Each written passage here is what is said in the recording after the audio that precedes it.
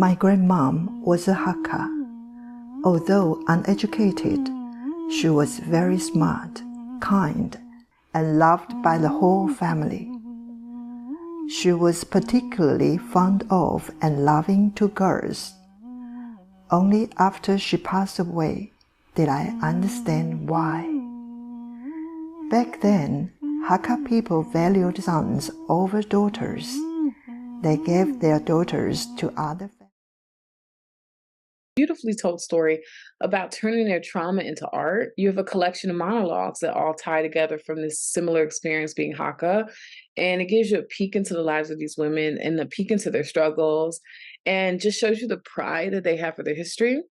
And what I love the most is that it's sort of a visual way to show how they're sharing through performance, through theater, and now through this visual medium, which is a documentary. It makes one really value what they have in life.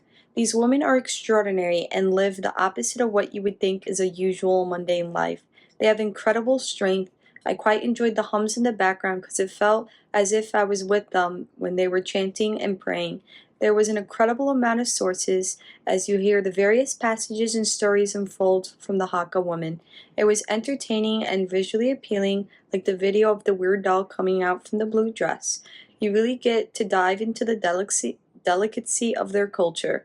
It's warm and kind, they prefer simplicity, and they have a connection to nature and to each other. A really interesting conceit with the poetry, the visual images, using women from across the world. I thought it had a very universal appeal that I thought worked quite well, both in a women's sense, a female feminist sense, but also in a human sense. I thought it had a really strong sense of spirituality, using all these type of characters and using everybody's voice. And I thought that the poetry really reflected an ethereal feel that made the piece feel both deeper emotionally and more impactful in terms of the big picture thematic implications of women still trying to find their voice or trying to establish their voice in spaces in which they're not being allowed. So I think the piece had a great way of spreading that across numerous styles of stories and styles of performance in terms of the poetry, as well as using a variety of images that were a compelling match to that approach. What stands out to me personally is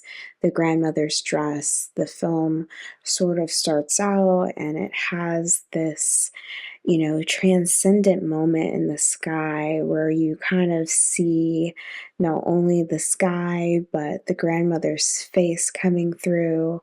And you can see that, she's no longer here with us. And we get this metaphor of this breaking down within this blue dress.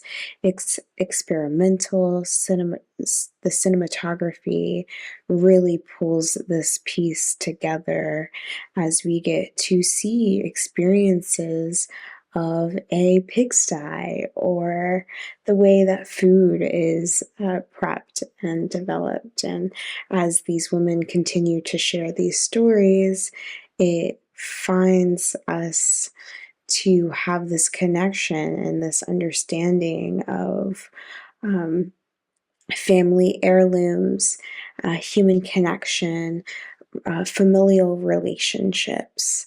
There's always something so special and so powerful about taking your pain or your hurt or your trauma and turning it into art, turning into art that heals you. And even more powerful when it's a collection of stories and a collection of experiences that are shared amongst a group of people and getting to together heal and individually heal. And this film was really special because we get to see that work being done, but also this is a product. Like this film is also that art. It's a product of that healing as well.